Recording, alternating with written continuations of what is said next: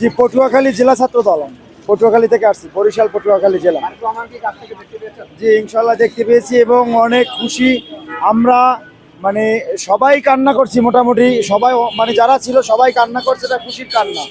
তো আমরা সবাইকে বলতে চাই, এতটুকুই লিডার আসছে, আমরা পিছনেরগুলো সব কিছু ভুলে গিয়ে নূতন একটি বাংলাদেশ চাই এবং লিডারের কাছ থেকে সহিংস রাজনীতি আমরা চাই না। আমরা কোনো মাইম্যান রাজনীতি চাই না, কোনো কোরাম রাজনীতি চাই না। আমরা চাই সলিড রাজনীতি এবং যেন দিনের পথে এবং মানুষের জন্য, দেশের জন্য যেন কাজ হয়, সেই রাজনীতিকে সামনে নিয়েই বাংলাদেশ জাতীয়তাবাদী ছাত্রদল সামনের দিকে আগাচ্ছে এবং আমরাও আগাচ্ছি। এবং পটুয়াখালী জেলা ছাত্রদলের পক্ষ থেকে সবাইকে আমন্ত্রণ রইল পটুয়াখালীতে আসার জন্য। সরাসরি রাজনীতি পরিহার করা উচিত। জি, ইনশাল্লাহ। মাইম্যান রাজনীতি, যে কোরামপিং রাজনীতি, দলের ভিতরে যদি কোরাম হয়, আপনার বাসার ভিতরে যদি বাসার ভিতরে বাসা থাকে, ওই বাসা তোলা যায় না, কারণ ছাদের উপরে ছাদ কীভাবে দিবেন। তো মাইম্যান রাজনীতি, কোরাম রাজনীতি থেকে যদি দূরে থাকা যায়, তাহলে মনে করি সামনের ভবিষ্যৎ বাংলাদেশ এবং সামনের জাতীয়তাবাদী দল, এই যে বিএনপি দল, সেটা অনেক দূর এগিয়ে যাবে। এবং আজকে মানুষ দেখেছে কোটি কোটি মানুষের জনপ্রিয়তা। যদি আমরা এভাবে সামনের দিকে মানুষের কল্যাণে, দেশের কল্যাণে কাজ করতে পারি, ইনশাল্লাহ আমরা সামনের দিকে এগিয়ে যেতে পারবো।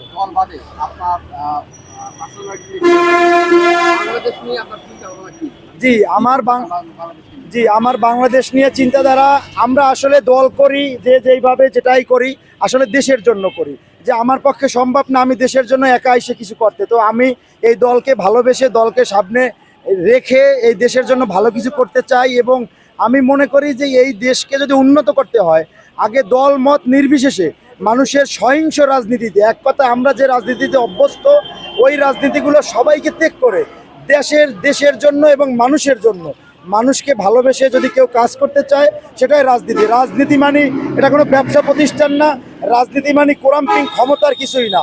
রাজনীতি মানে মানুষের জন্য কাজ করো, দেশের জন্য কাজ করো। আমার বাবাও এটা শিখিয়েছে এবং আমি এটাকে বিশ্বাস করি। আমরা আওয়ামী লীগ সরকার আমলে দেখেছি তারা আধিপত্য কায়েম করছে। যদি রাষ্ট্রীয়ভাবে বিএনপি ক্ষমতায়, সেই আধিপত্য কায়েম হবে কিনা? জি, এটা একটা ভালো প্রশ্ন করছেন আপনি। তো আমরা অনেকে আসলে ভুল ভেবেছে, ভুল জেনেছে। আমরা এই 17 বছরে, যদিও আমাদের বয়স বেশি না, এই 17 বছরে আমরা দেখেছি আমাদের পৃষ্ঠার পর পৃষ্ঠা ভুল ইতিহাস আসলে বলা হয়েছিল। তো আমরা আসলে বিএনপিকে যতটা দূর থেকে জানি, আসলে জিয়র রহমানের আদর্শে গড়া যে তার গাইডলাইন, তার জীবন হিস্ট্রি যদি আমরা দেখতে যাই, তাহলে আমরা স্পষ্ট দেখতে পারি যে আসলে সহিংস রাজনীতির ভিতরে বিএনপির কোনো রাজনীতি নেই এবং বিএনপি কোনো দিন ছিলও না। তো এখন ধরেন আমাদের লক্ষ লক্ষ নেতাকর্মীরা আছে পার্সোনাল, এখন আমি হাইটে যাই, এই লোকটা আমাকে একটা ধাক্কা দিতেই পারে, সেই জন্য আমি ব্যথা পাইলে যদি এখন আমি প্রতিউত্তর করতে যাই, তো কিছু নগ্ন গ্রুপিং এবং হলুদ সাংবাদিকরা আছে, সেটাকে উইটাই কি ছাত্রদল এইটা করছে, যুবদল এইটা করছে। আসলে আমরা বলবো ছাত্রদল, যুবদল এবং বিএনপি, আওয়ামী লীগ সব ভুলে গিয়ে আমরা যে মানুষ, আমাদের পরিচয়টা আসলে মানুষরূপী হোক। আমরা যদি আগে মানুষ হতে পারি, তাহলে দেশ থাকবে, দলও থাকবে এবং প্রত্যেকটা দল আমি মনে করি সামনের দিকে এগিয়ে যাবে খুব সুন্দর করে। আমরা জানি আজকে তারেক রহমান দেশে আসছেন, জি, এবং অনেক নেতাকর্মী উচ্ছৃঙ্খল ছিলেন বলছেন মানুষের, জনগণের। জি, তো আজকে তারেক রহমান যে ভাষণ দিয়েছেন, জি, সেই ভাষণে কি সেই মানুষগুলো ঠিক হবে?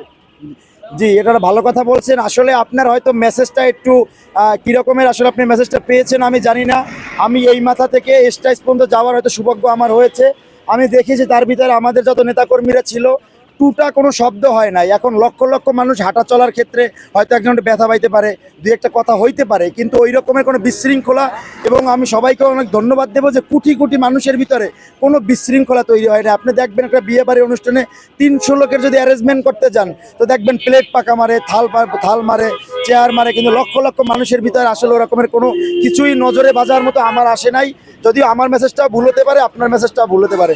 তারপরে সবাইকে আহ্বান জানাবো, শান্তিমতো সবাই দেশে ফিরে যাক, সবাই ভালো থাকুক এবং দেশের জন্য, মানুষের জন্য কাজ করুক।